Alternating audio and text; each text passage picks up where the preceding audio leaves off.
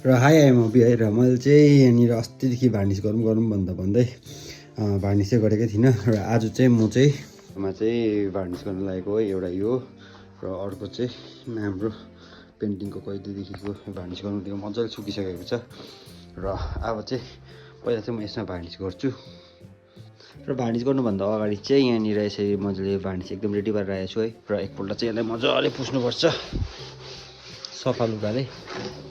डल्लै गयो भार्निस पनि। त्यसको बादमा चाहिँ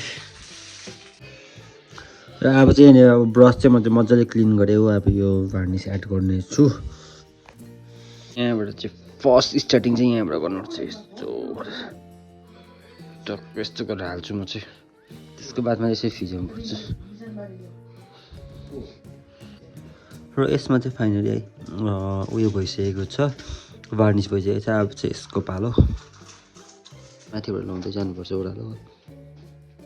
यस्तो गरेर हाल्यो। त्यसको बादमा चाहिँ यसरी फिजाउनु पर्छ।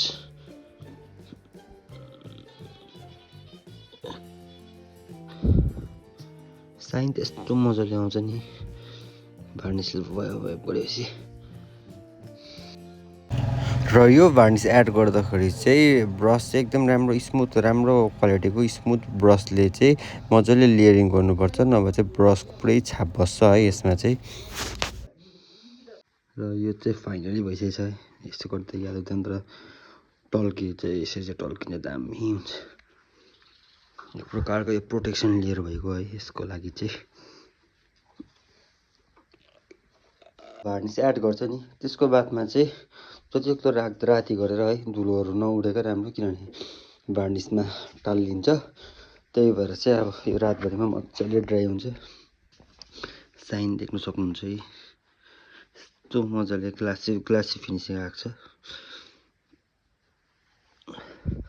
र यसको कुनै पनि पार्टमा पनि टच पनि गर्नु हुँदैन, फेरि त्यसको दामै बस्छ।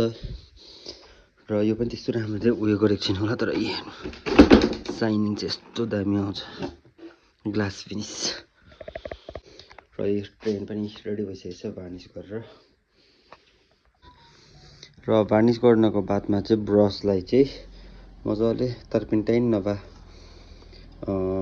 मर्तेलमा पनि मजाले धुनुपर्छ है। र मजाले लुगाले ड्राई गर्नुपर्छ। त्यस्तो गऱ्यो भने मात्रै यो ब्रस खप्छ, नभए चाहिँ ब्रस चाहिँ सबै कडा हुन्छ है। र 12 घन्टा राख्नको बादमा चाहिँ है पेन्टिङ चाहिँ एकदमै ड्राई भइसकेको छ। भार्निस चाहिँ मजाले ड्राई भइसक्यो र साइनिङ पनि दामी आएको छ। र यसको पनि त्यही हालत छ है, सँगै भार्निस गरेको थियो। मेरो पेन्टिङ पनि, मेरो ट्रेन पनि यही छ।